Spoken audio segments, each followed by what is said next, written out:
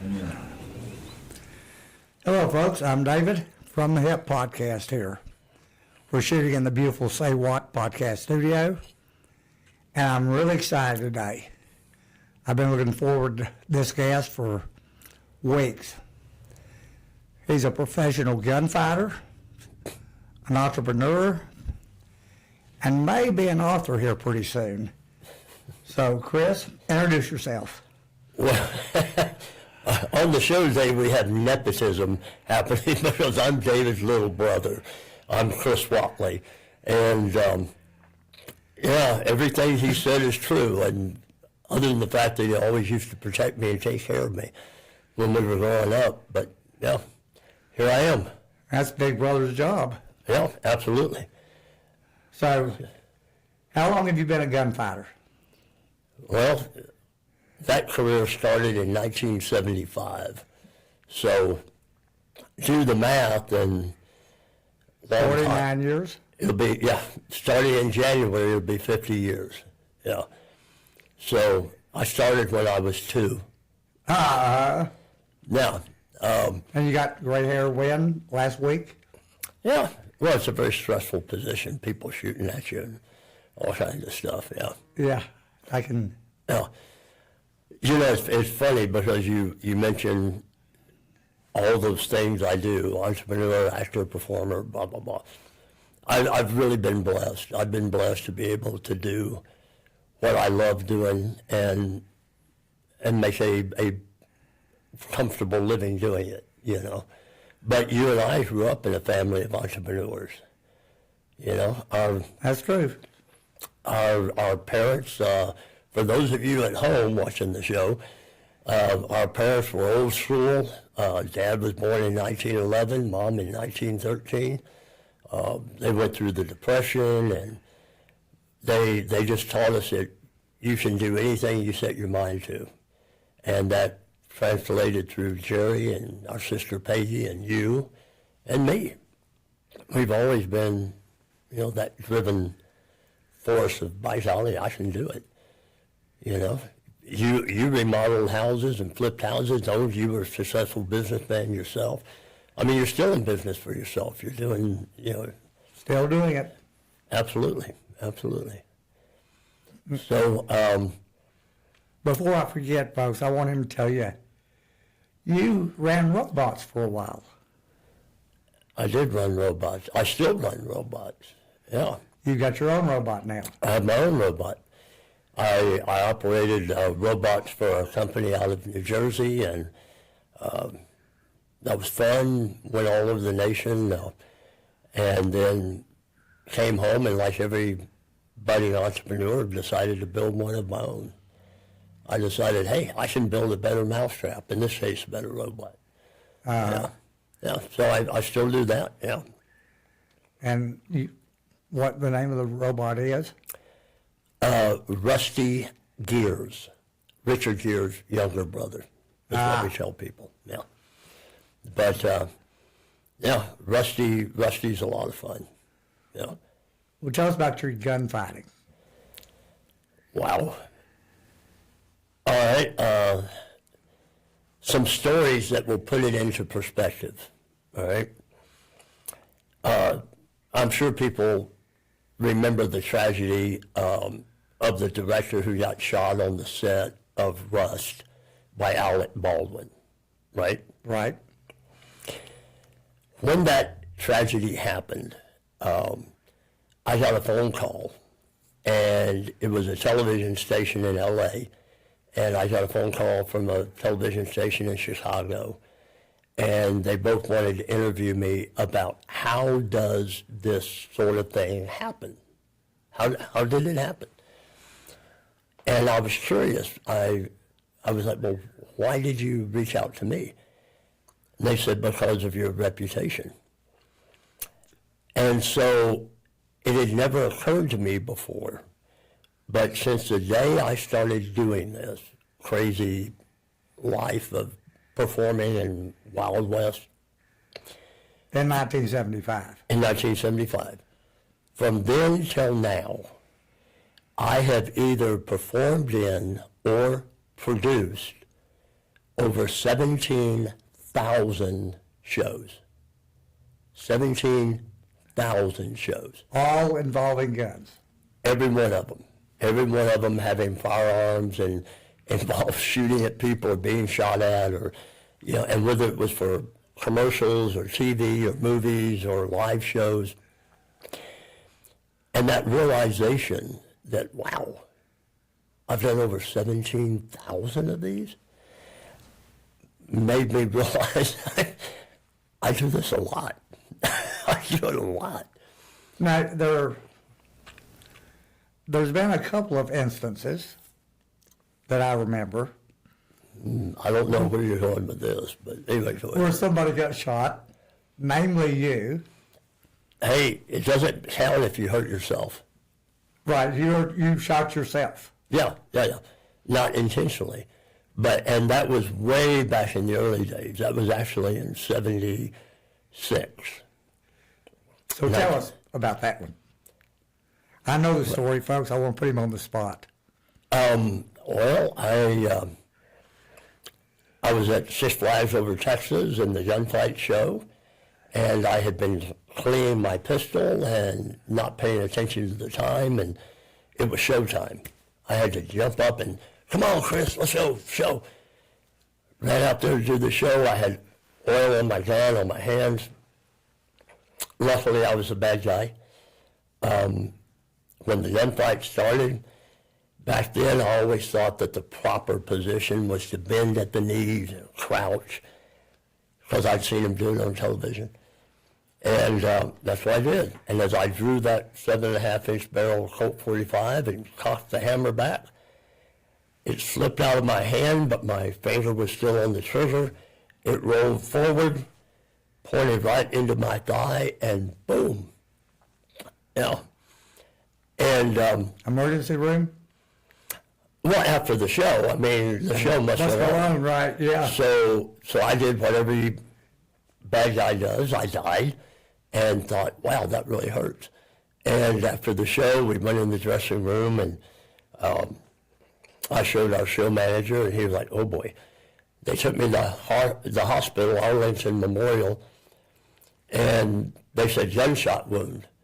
So Police? no, there's no police at that point. They're wheeling me into X-ray. I said, no, there's no bullet. And the doctor was like, what?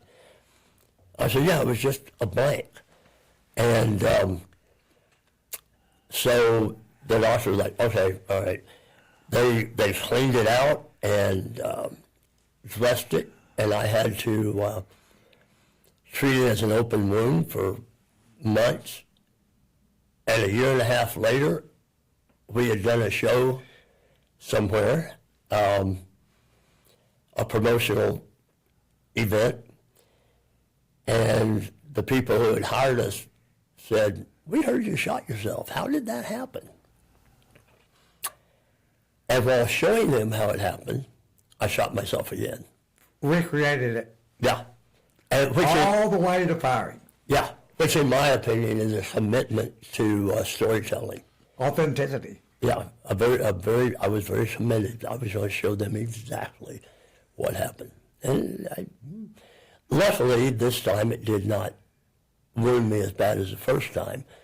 But, yeah, that was just a fortunate situation, yeah. So 17,000 shows. 17,000 shows. And folks, it all came from the fact that he and I grew up watching the TV westerns, Bonanza, Sugarfoot, Maverick, Have Gun Will Travel, Rifleman, all of that golden era of television where back at that time, by the way, and I just realized this because we finished shows up in Oklahoma, and I found out that 3 major networks in the 1950s, 3 major networks, and 30 primetime Western TV shows. So 3 networks weekly had 30 Westerns on. That's what we grew up on. Yes. And so And we took it to heart. we took it to heart. David and I used to, as you remember, we would chase each other around the backyard and we played Gene Autry. And we were always arguing about who got to be Gene. And so I'll tell a little story on us. But Mom decided one day that there was no reason to argue. It was make-believe, and she pointed out that because it was make-believe, we should both be Gene Autry. So we'd run around the backyard, boom, boom, hey, Gene, yeah, Gene, boom, boom, boom. And we were shooting the bad guys and, all that stuff. And we played that so much that we called each other Gene more than we called each other by our real given names. And we finally forced ourselves to break that habit when we were in college. Was it high school? I thought it was high school. Maybe it was in high school when, we were at Trinity and everybody, I'd say, hey, Gene, and they'd, why'd you call him Gene? It's a long story. And the grocery stores, go in the grocery stores, calling one another Gene. Yeah. Embarrass Mom a little bit. Well, and back in those days, too, Gene Autry had that whistle if he wanted his horse. Remember that? And so if we got lost from each other in the store, we'd start whistling, and we'd find one another. It's like a homing device. The cool thing about all that was I produced a show, as you know, in 1983, and I don't remember that show. What was it? It was called the All-American Cowboy. Okay. All right, it was a television show that I was co-producer on, got to work with a list of celebrities this long, all the old Western stars that you and I grew up watching, Chuck Connors from Rifleman, James Drury, Doug McClure, Ken Curtis, all of them. And one of the highlights of that show was we went and interviewed Gene Autry out in Palm Springs, California. And we were at the Gene Autry Hotel, and we were, at that time, Mr. Autry was 82, 3. And we were setting up lights and cameras to interview him. And so I sat down and was talking to Mr. Autry, and I told him that story about how you and I played Cowboy and pretended to be him. And when I told him that, his eyes lit up, and he sat up and said, oh, let me tell you. And then he started telling me how it was always the same boulder that he would run around. They just shot it from different angles.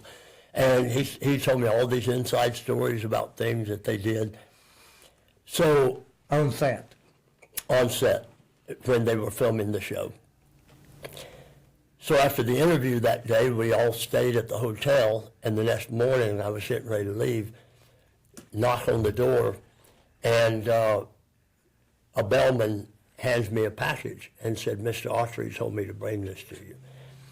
And it was because for those of you who don't know, Gene Autry was very famous as a singer, a singing cowboy. Right.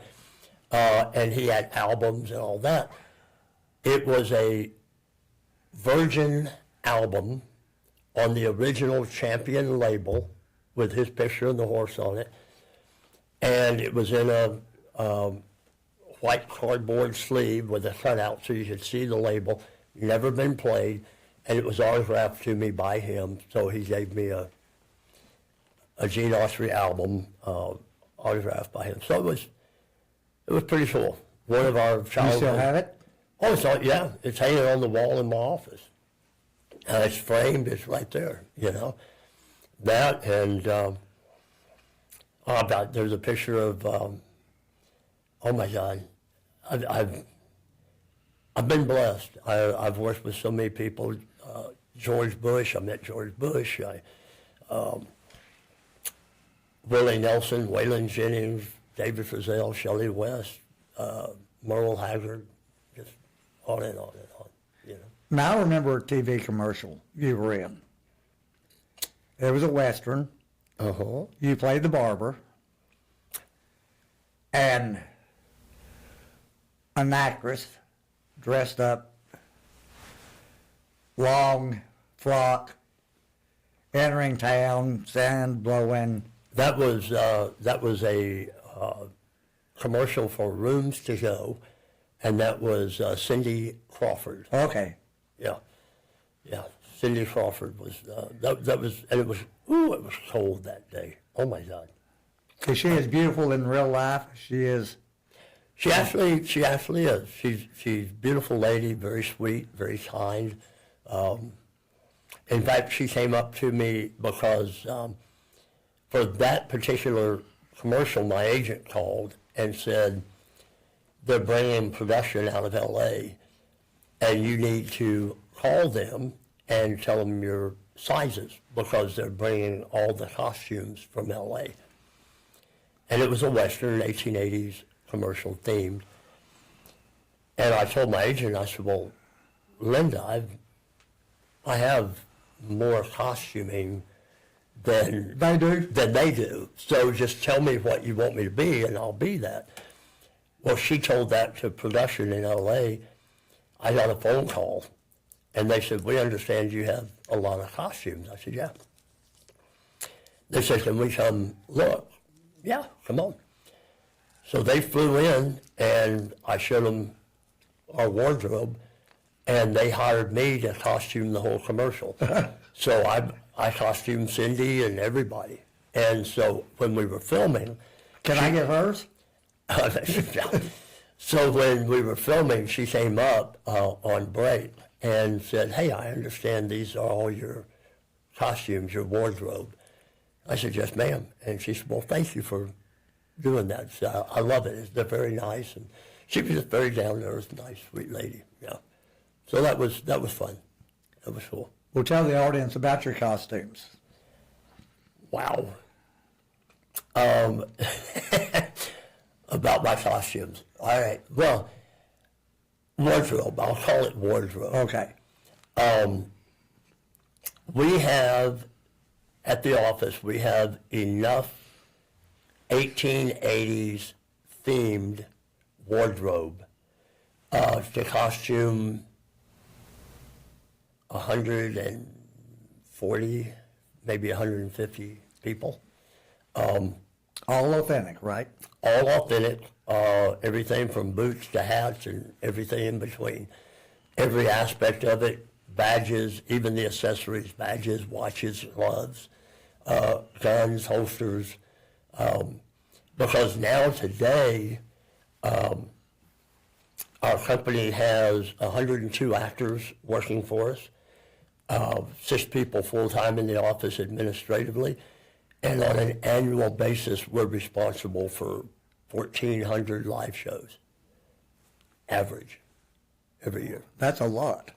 That's a bunch. That explains that whole 17,000 show kind of deal. Right. Yeah. So you have to travel a little bit, don't you?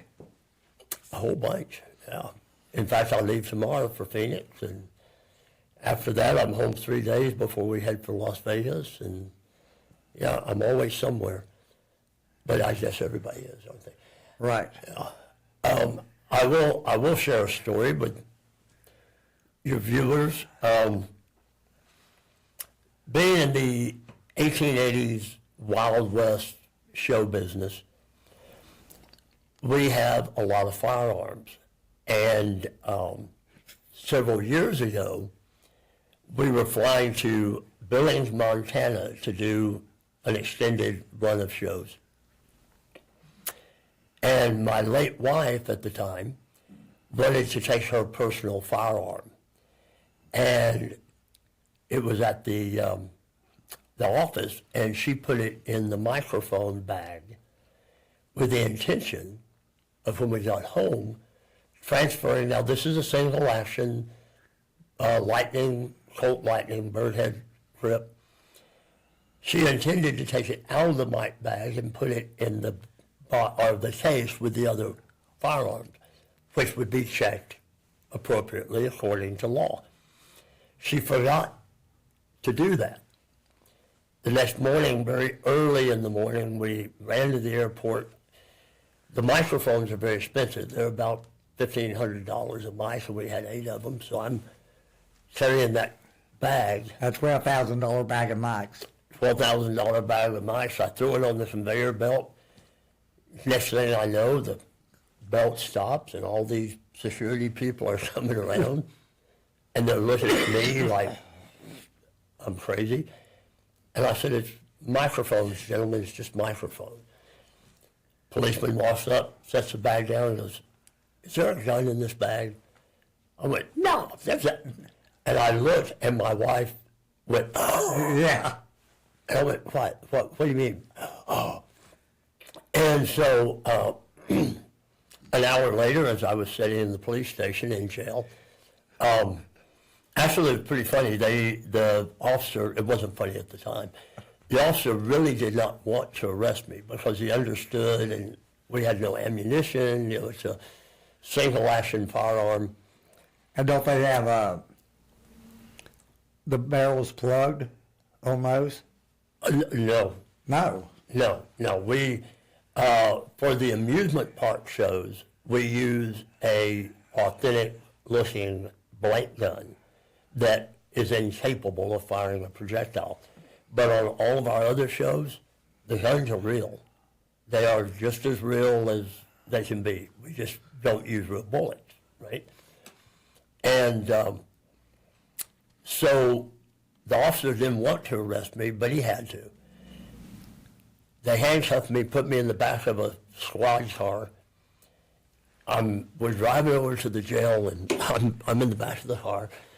And there's a female officer driving and a male officer in the front seat. And the male, apparently everybody, because I told the officer arresting me what I did for a living, showed him. Well, he apparently told everybody else. Because the guy in the front seat, the officer goes, hey, I understand you own that dinner theater in downtown Grapevine. Yes, sir. He said, man, my wife and I have been trying to get tickets. How do you get tickets to that thing? I said, well, if you'll undo these socks. He laughed. He said, no, I can't do that. I went, well, then I can't get you tickets. Then when they took me over to book me, the guy that was fingerprinting me and mugshotting. So they booked you. Oh, yeah. You got a record. Actually, no, which is interesting because the guy booking me goes, hey, I understand you do those Wild West shows. I went, yes, sir, I do. He goes, my brother-in-law does that, Johnny Ariano. I went, Johnny? Johnny Ariano was one of my wranglers and one of my dearest friends. He worked for me for 12 years. I said, yeah, Johnny does it. We're like related. Let me out of here. He said, no, I can't do it. So interestingly enough, after I was bailed out of jail.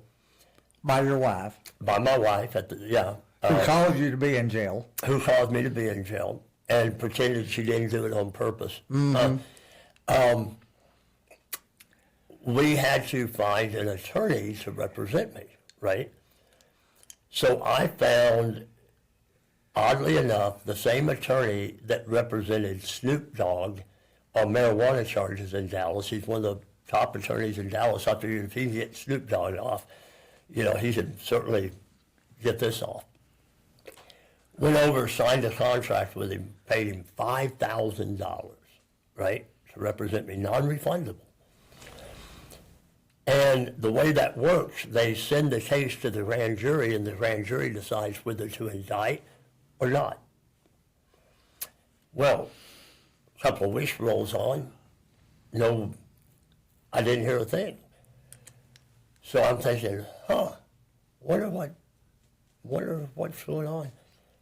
We were down in Houston doing shows. My phone rang, and a lady goes, Mr. Watley, this is Captain I thought I'd never forget her name, but she was a captain at the DFW Police Department. She said, Lusty, Captain Lusty.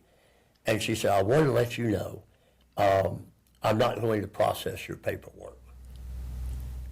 I said, you what?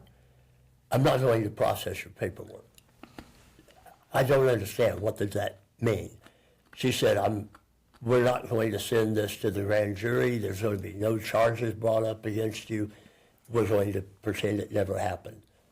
I was like, I was so excited, but I was so angry because I didn't know that was an option. I didn't know they had the power to do that.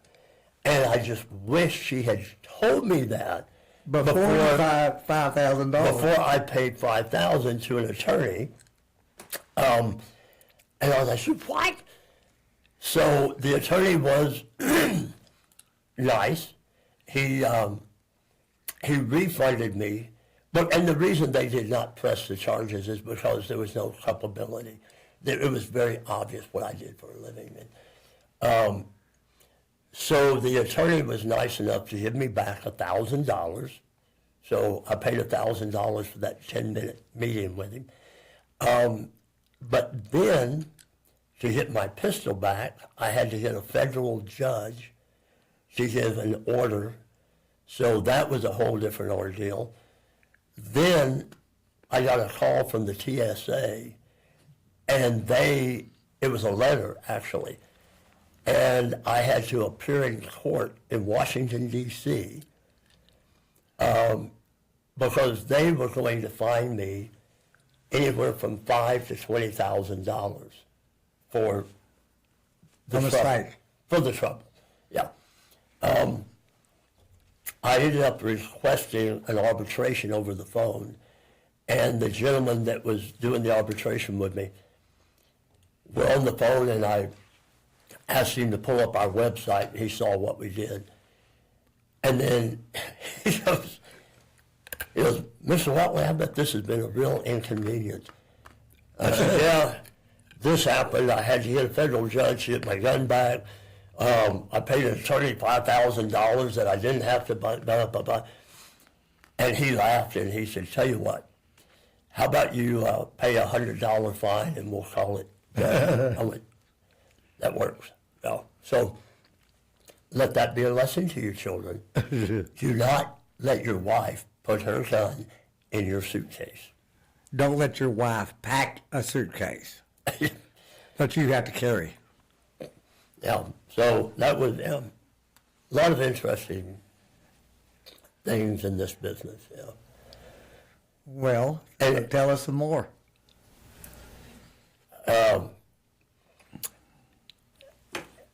Today, when I finish this podcast, I have an audition for an Allstate commercial. Because as you know, I not only have the production company and the dinner theater and produce shows, but I am myself an actor. And a lot of people say I remind them of Sam Elliott. I wonder why. I have no idea. Who had the mustache first, you or him? He's older. He probably had it first. Yeah, yeah, he's actually 10 years older than me. You've met him? I have not met him, which really pisses me off, because a lot of my actors have met him. They've been on shows with him. 1883. 11 of my actors who worked for me were on 1883. But they turned me down, and my agent called me, and I have one of the best agents in the nation, and she represents several of the actors from Yellowstone, and but she told me, she said, they won't even look at you because you look too much like Sam Elliott. I'm like, what? How about a double? You know, she's like, no. I bet if you shaved your mustache. Well, then I wouldn't look like me. You know, I've had this since I was 12. No, you know what I tell people, because people will tell me, wow, I like your mustache. My standard answer is, you should see my sister's. It's twice as big. And then I follow that up with, but she takes after Mom. Mom had a full beard, so yeah, that's my standard. But But you've had it a long time. I've had it a long time. Here's a fun story. When they premiered 1883, starring Sam Elliott, they did the premiere at the theater at the Wynn Hotel in Las Vegas. I didn't know, but every year we go out to Las Vegas for the NFR, National Finals Rodeo. We happen to be staying at the Wynn Hotel. And whenever we go out there for the NFR, we splurge. So we're staying in a beautiful suite with a private entrance in the Encore Tower. And we're coming back from dinner, and on the big television marquee in front of the Wynn, there's Sam Elliott. And it said live at the Wynn. And he's being interviewed on a red carpet. Well, they were having the premiere, and Sam Elliott, Tim McGraw, Faith Hill, all of them, Taylor Sheridan, they were all there at the Wynn. I'm like, wow, how about that? I didn't know that. You should have seen it.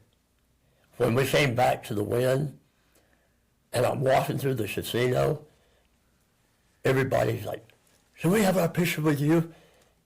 And because I don't have his deep voice, I just smile and nod. And there's 50 people in this world running around that were in Vegas going, look, I met Sam Elliott. That was you? And it's me. But they think it was Sam. Yeah. And I had people going, oh, thank you. But several of my actors were in 1883 with him and said he's a joy to work with. But, yeah, I've never met him. We ought to tell them next time that they're with him, and you say, hey, my boss looks just like you. I You know, need to right? meet him. I know, right? They should show him my picture. But Maybe. That might upset Sam. Sam, if you're watching this podcast, you need to give Chris a call. Yeah, call me, Sam. I'm going to wait by the phone. That shows my age. Nobody waits by a phone anymore. Yeah. Yeah, you just have it in your pocket. But anywho, yeah. So, Well, you've mentioned the dinner theater a couple times. mm-hmm. Tell us about that and how it came about. Wow. How it came about was my late wife, Phyllis. She performed for a murder mystery company out of Dallas. And we decided to start a murder mystery in Fort Worth, and we partnered with a gentleman that ended up being unscrupulous. And I had set the whole deal up for the dinner theater in Fort Worth in the Stockyards. And when the people with the venue in the Stockyards found out how unscrupulous, and I didn't know he was unscrupulous at the time, but he was. They came to me and said, we want to keep the dinner theater, but not with him involved. Would you be willing to do it on your own? Sure. Boom. Next thing I knew, we had headlines in the Fort Worth Star-Telegram, front page, shootout in the Stockyards. And it was all about, or showdown in the Stockyards, because you now had two competing murder mystery dinner theaters in the Fort Worth Stockyards. And So he went ahead and opened. oh yeah, he was open, we were open, competing against each other, and it was made the best man win, and the best man did. He was out of business in 4 months. And then when they built the Gaylord Hotel, the Gaylord Texan, the head people came to the show in the Stockyards that night, came up to me and said, how would you like a new home? And 2 months later, we opened at the Gaylord, and we were there 52 weeks a year for 6 years.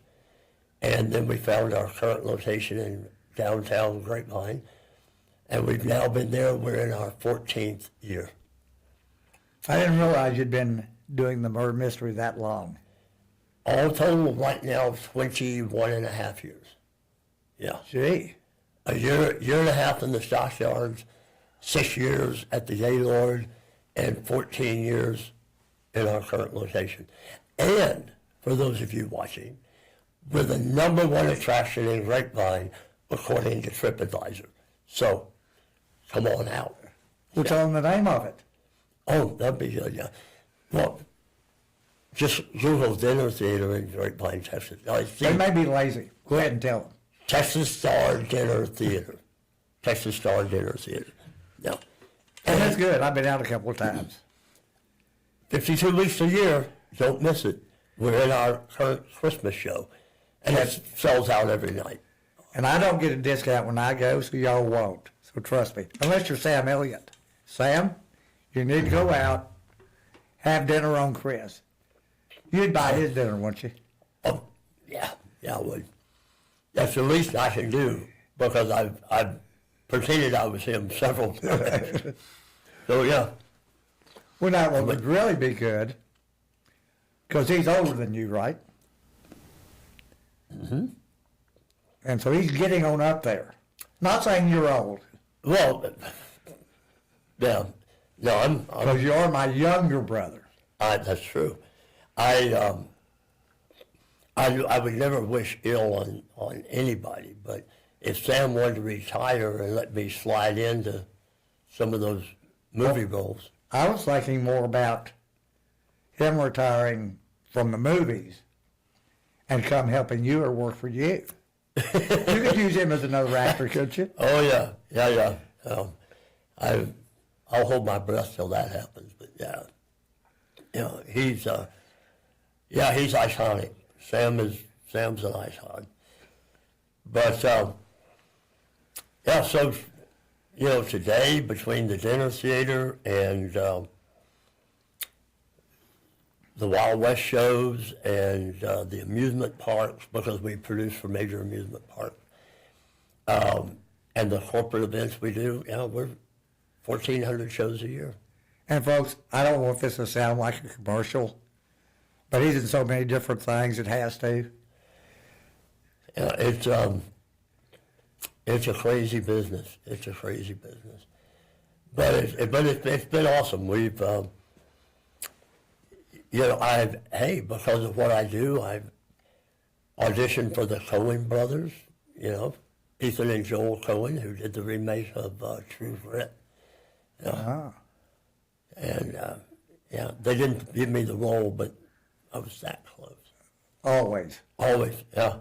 That's what every actor is. I've done that close, Now you also, you have a tumbleweed town? Or Tumbleweed set, yeah. tell us what that is. It's a traveling comedy, Wild West gunfight stunt show. And we go in with a custom trailer. We set up an entire western town, complete with sound system, pneumatic, special effects, the whole 9 yards. And we do comedy performances. Basically, Tumbleweed was created so that a major fair could bring the show from Six Flags over Texas or Silver Dollar City or any of the amusement parks that we produce in, and they should put that show in their fair. And that's what we do.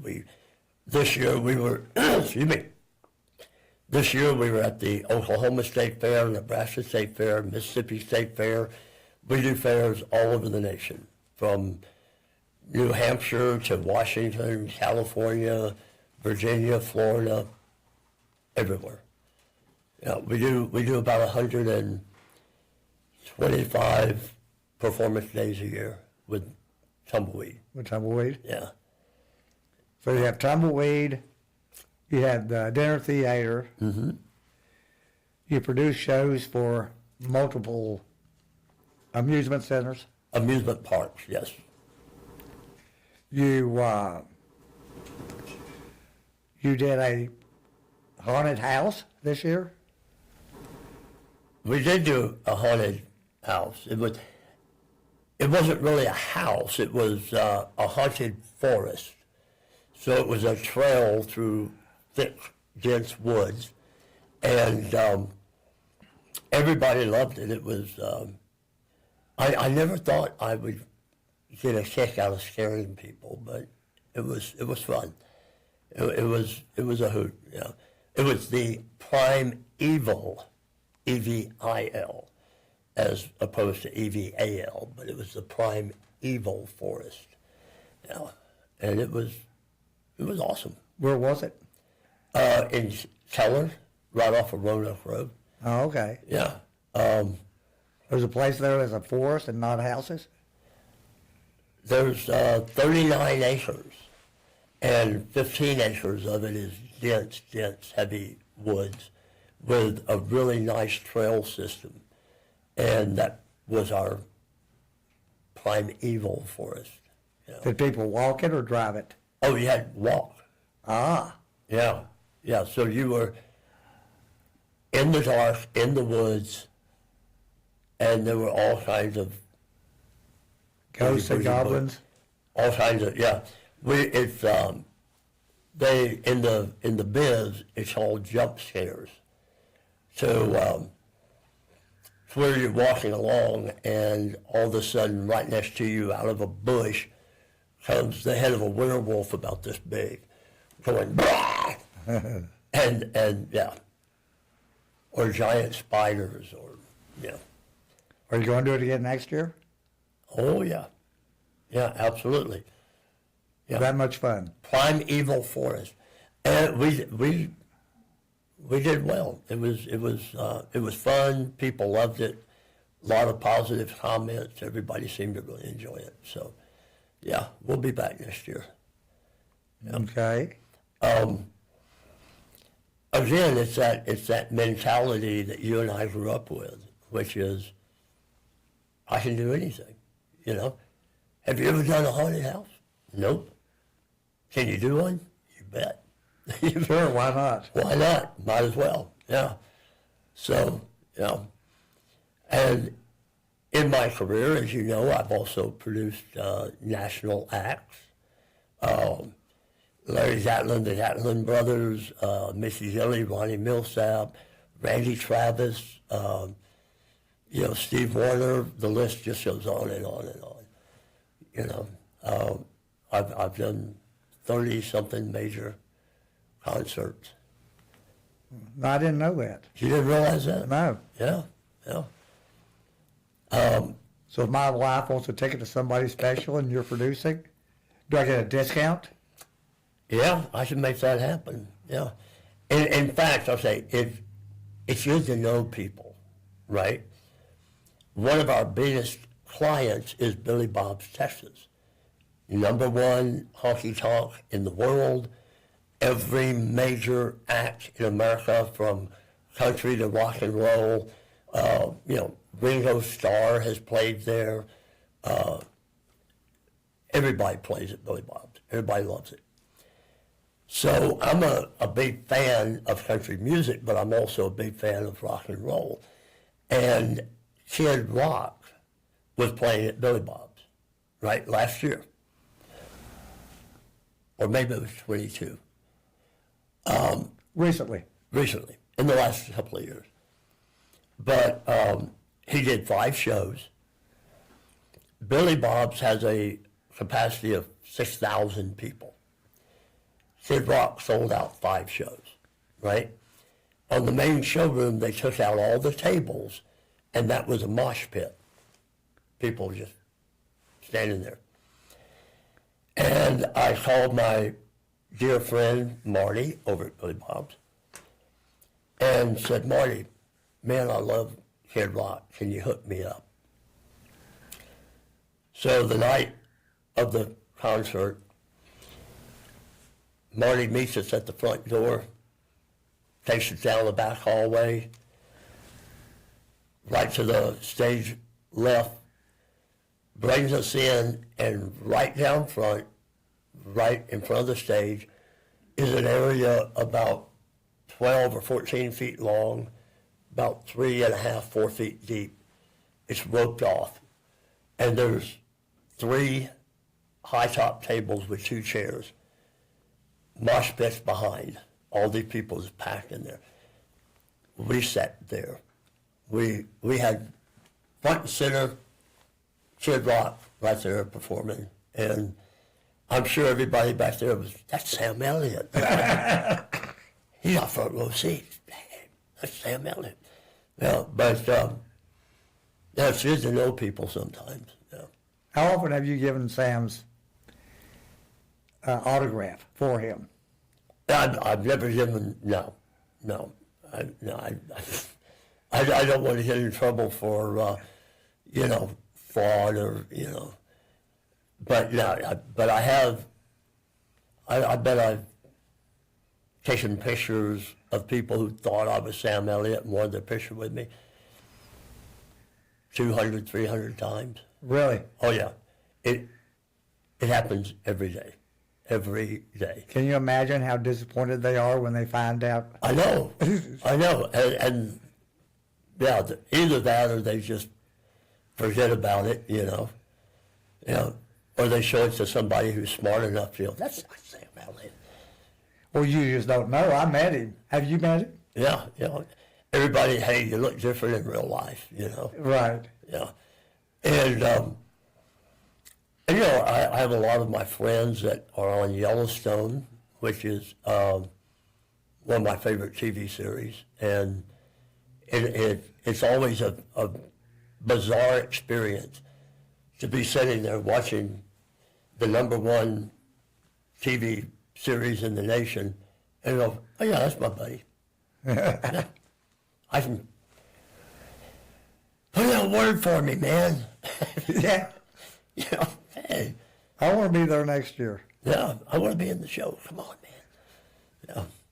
But So, now aren't you in the ice cream business also? Or were? oh man, you shut me, Shrek. You shut me deep.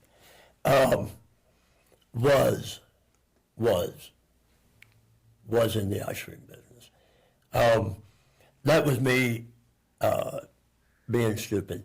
That was me helping out some friends of mine who wanted to start the business and they needed somebody to finance it. And it was a mistake that cost me a lot of money. So it cost me twice what I paid for the house I live in right now. Granted, I bought that house 21 years ago, but still, it cost me twice what I paid for the house. Losing money, no matter how much, is never fun.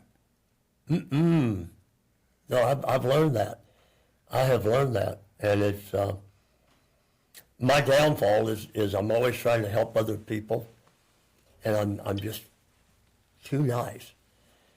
Don't get me wrong. That's not an invitation to borrow money. All right. Yeah. Yeah. I'm just too nice. I help people out a lot. Well, you know a lot of people too. I know a whole bunch of people. I know one of the 100 most influential men in the world. Max Lucado? No, Governor Greg Abbott. Oh. I've met Governor Abbott on 3 different occasions. He's a delightful man. And this last time I met him, surprisingly, he Remembered you? He remembered me. He remembered Suzanne, my wife. I was, as you know, I was widowed. This is for people at home because I talk about my late wife and my wife. But I was widowed. I've since remarried. And my wife is from Germany.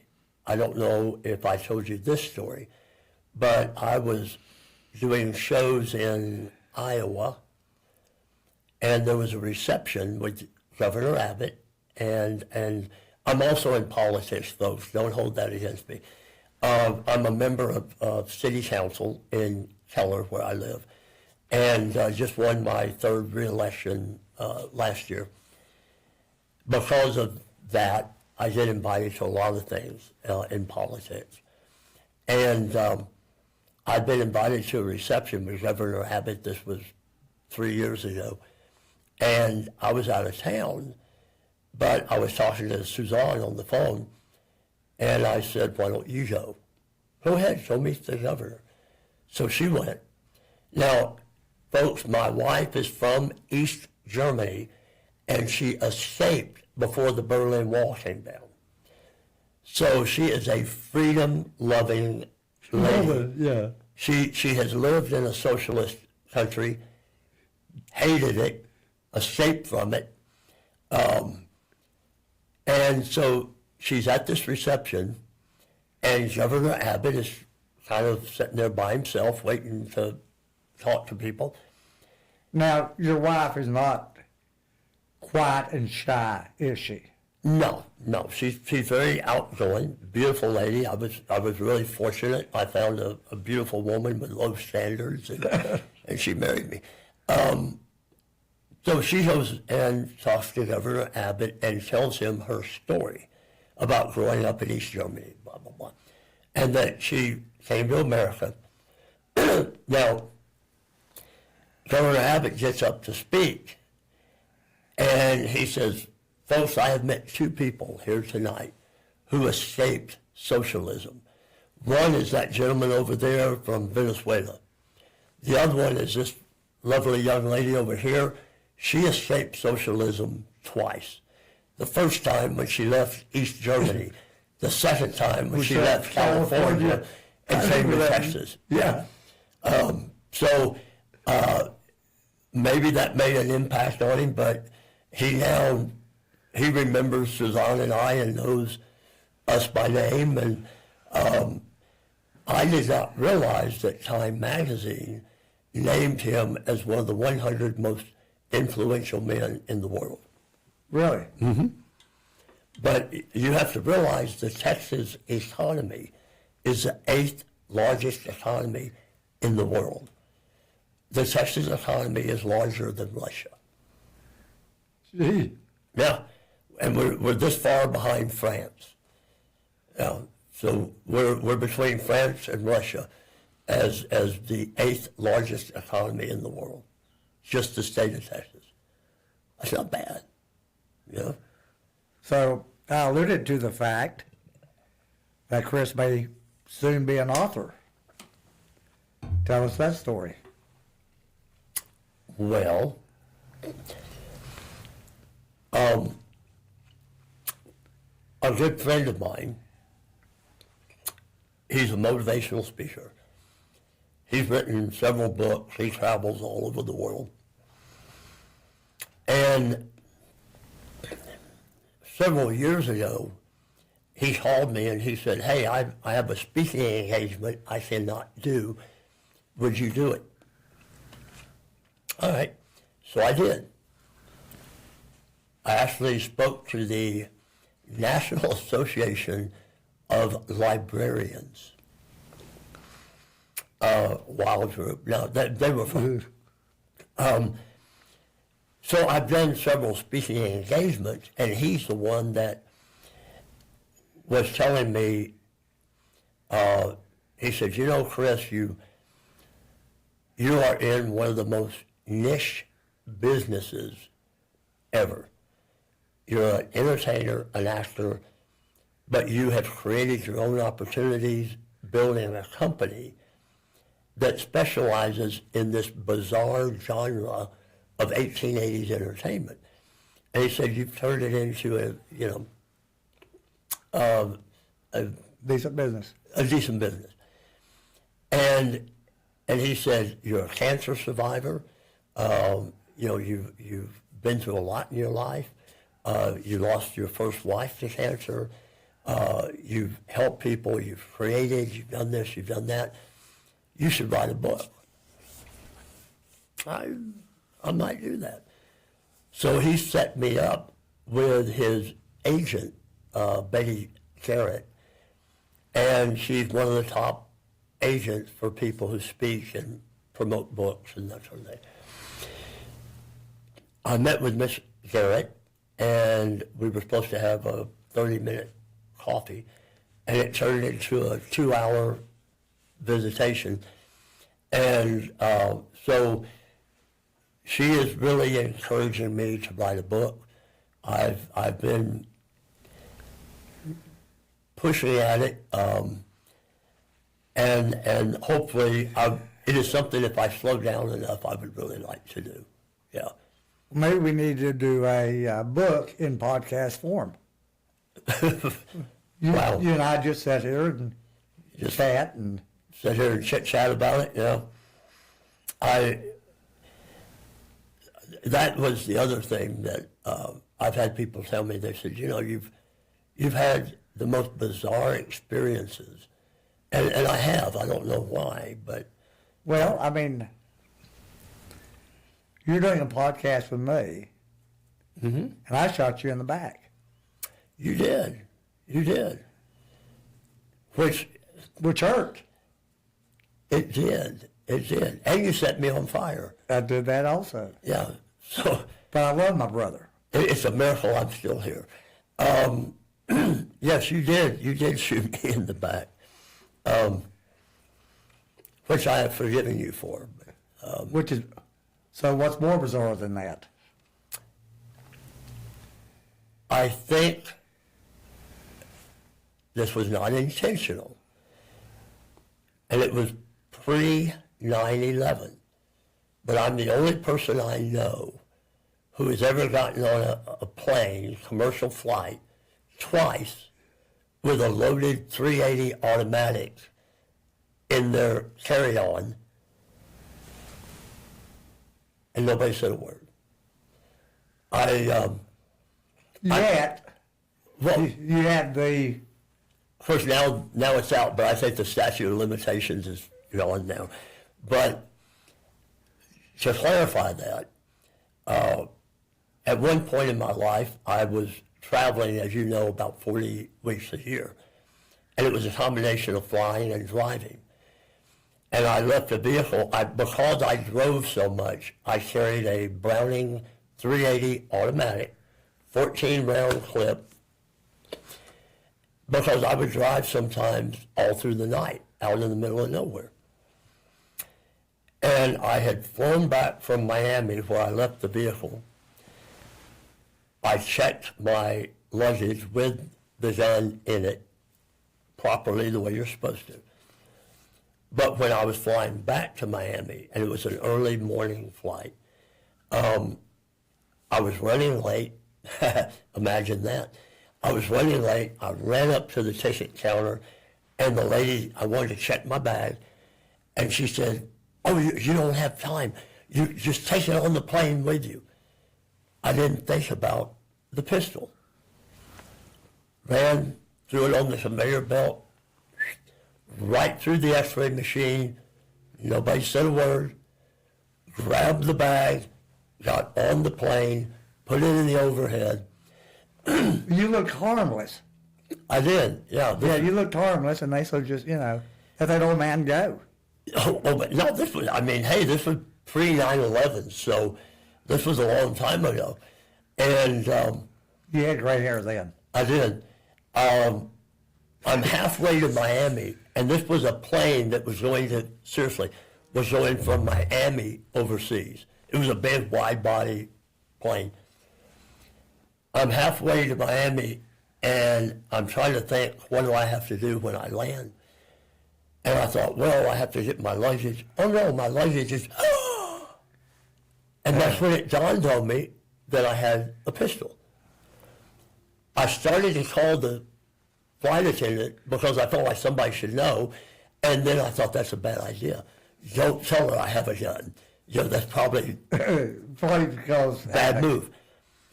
So now I'm scared to death because I'm thinking that they know I have the gun, and they're setting me up, and I'm going to get off the plane in Miami, and there'll be police everywhere.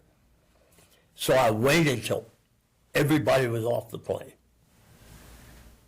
Got up, got my bag, but I'm feeling so guilty because I've done this bad thing. Well, I'm exiting the plane, and the captain exited right in front of me. And he and I are walking up the jetway, and nobody around, and I thought, I'm going to tell him. And I went, excuse me, sir, are you the captain? He turned around and said, yes. I said, Chris Watley. His eyes lit up. He shook my hand. He goes, hey, Chris, how are you? He obviously knew me. And I'm looking at him, and he goes, I'm Captain Voice, Kevin Voice's father. And if you remember, when we lived in Morrisdale, Captain Voice lived just inside Morrisdale on the right, and his son, Kevin, taught me piano. And so he knew me. I'd been over at his house playing piano. And what a small world, right? So now I feel very comfortable letting him know. So I explained to him what happened, unzipped the bag, showed him the firearm, and I said, Mr. Voice, should I get in trouble for the, oh yeah.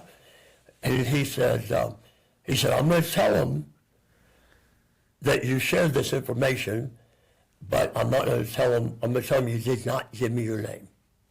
All right, fair enough. Literally 2 months later, same situation. Flew home, running late, flying back to Philadelphia. Lady says, take your bag with you. Same gun, same bag. Go through security, throw it up there. It goes through the x-ray. I grab it, get on the plane. Halfway to Philadelphia, what? Now, did all this happen prior to 9/11. Well, yeah, but also prior to your other gun on the plane. Right. The one where I got arrested, yeah. Yeah. With a gun that had no bullets, and I've just got on a plane to Philly with a fully loaded .380 automatic. So I landed in Philadelphia, and this was in the 80s, and I went to a payphone. For all of you Generation Z that don't know about this, there used to be phones you put a quarter in, and you just call people.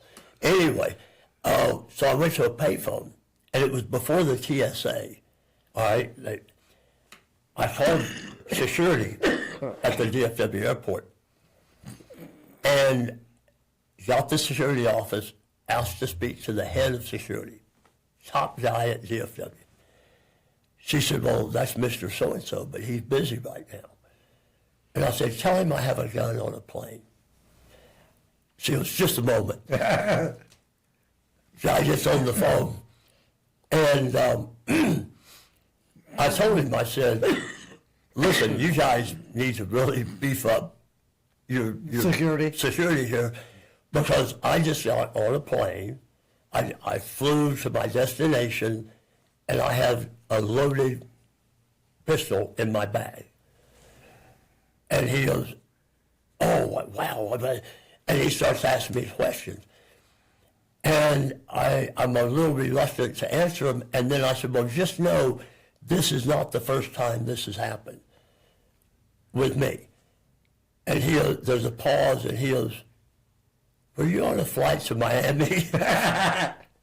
As soon as he said that, I went, click, hung up the phone, I'm done.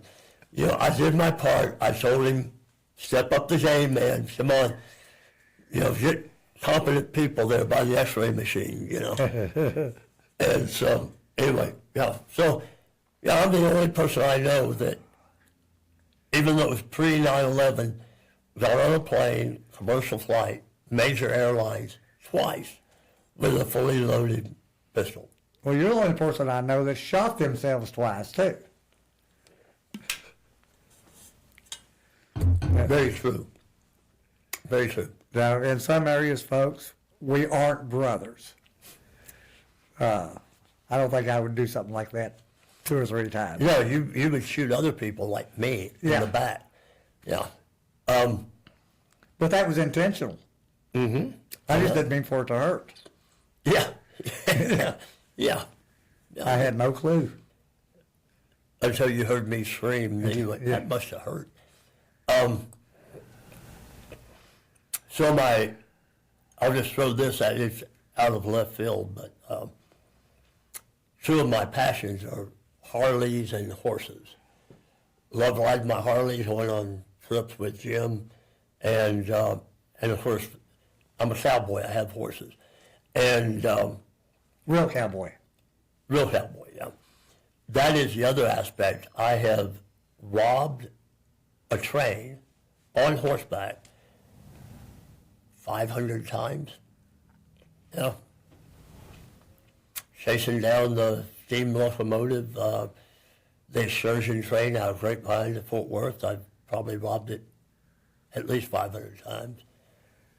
You know that there might be a policeman or a detective see the show at some point, and you've given your name. Yeah, told about robbing trains. Yeah, You're on the city council. I am on city council, yes. You want to tell them what city so it's easy to pick you up? Oh, Cincinnati. Yeah. It's funny too, talking about just bizarre instances and happenings. I was filming the All-American Cowboy, the show I mentioned to you. And we were doing a scene with a whole bunch of cowboy stars. The Rifleman, Chuck Connors, Clint Walker, who played Cheyenne, the big guy. And we were supposed to shoot a scene where the bad guys come to town and there's a showdown between the marshal and the bad guys. And then all the townspeople pop up out of windows and everywhere to save the marshal, and they start a bloodbath shooting all these bad guys. We had a stunt guy that was supposed to jump on one of the horses. We all rode in on horses. He was supposed to jump on a horse and run out of town, and Ken Curtis, who played Festus in Gunsmoke, would shoot him in the back with a rifle, and he would roll off the horse. Yeah. Well, the stunt guy did not show up. And the director was like, what are we going to do? I said, I'll do it. I'll do that stunt. And he said, all right after we'll break for lunch, and then we'll film that right after lunch. I was very fortunate because Jocko Mahoney, who is probably the most famous stuntman that ever lived, the movie with Burt Reynolds, Hooper, Jocko Mahoney, that movie was made about Jocko. And Jocko is Sally Field's father and one of the most famous stuntmen ever. He was on set. He was on that show. So Jocko came up to me and goes, son, you ever done a horse fall? No, sir. Not on purpose. I've fallen off of them, but not intentionally. He said, let me show you some things. So we went out in the field, and he ran over some pointers with me. We came back, and it was time to do the scene. Cameras are rolling. I hop in the saddle, start heading out of town, and there's a mark that when I hit it, I'm not really going off of a gunshot. I hit my mark, and I just take the fall. I hit the mark, I rolled off that horse, whap, onto the dirt, beautiful job. The horse immediately puts on the brakes, walks back over and gets down seriously and nudges me like, are you all right? And the director is, cut. So you can't have the horse do that. Right. The horse has to keep going. And so I'm like, now we have to film it again. So this time I made sure to give the horse plenty of motivation not to worry about me. Yeah, we were in Spur City, and so he said the second time he Did great, yeah. Well, you lived a cowboy all your life. And you live by the cowboy code. Mm-hmm. Tell folks what that is. The Cowboy Code is very simple. 3 basic principles, and it encompasses every aspect of your life. If it's not yours, don't take it. If it's not true, don't say it. If it's not right, don't do it. That's it. Don't take it, don't say it, don't do it. Always, well, you know, Mom, as you know, our mother was an amazing lady in many ways, but above anything else, she tried to instill character in her sons. She wanted them to have character. And I remember a note she put on my pillow. Have character or be a character? Have character. Okay. I just want to clarify that. Yeah. But she put a note on my pillow when I was 17, 18. And I still have the original note. And it said, every man must live with the man he makes of himself. The better job he does in molding his character and improving his mind, the better company he will keep. Wonder why I never got that note. I thought No, you shared the note with me. Wonder why Mom didn't put it on my pillow. she wasn't as worried about you as she Right. was me. It's either she wasn't as worried about me as she was you, You know? or she figured I was hopeless anyway and there's no way. Yeah, I don't know about that. Yeah. There was some time there that I was pretty hopeless. But, you know, as you well know, there were times when I made some very poor life choices. Some very poor life choices. Haven't we all? Huh? Haven't we all? Yes. Yes, we have. Yeah, as long as you learn from them and don't repeat them, you know, that helps. I know we could go on for another hour, Mm-hmm. but my butt's getting sore. So we'll just have to do another one. All right. All right. How long have we, oh, wow. We've been chatting a while, haven't we? We have been. Yeah. Folks, Chris Watley. How do you... Lanyap Productions?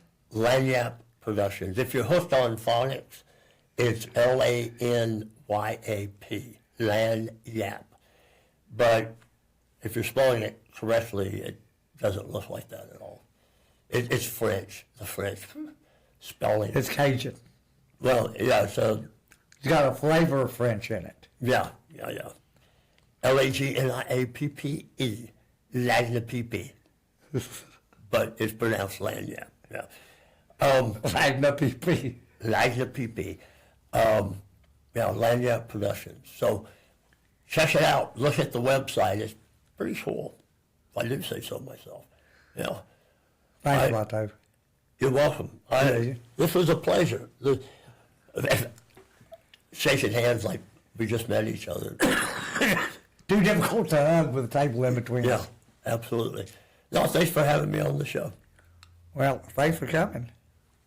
I've been looking forward to it. Me too. I've just been trying to find the time, you know.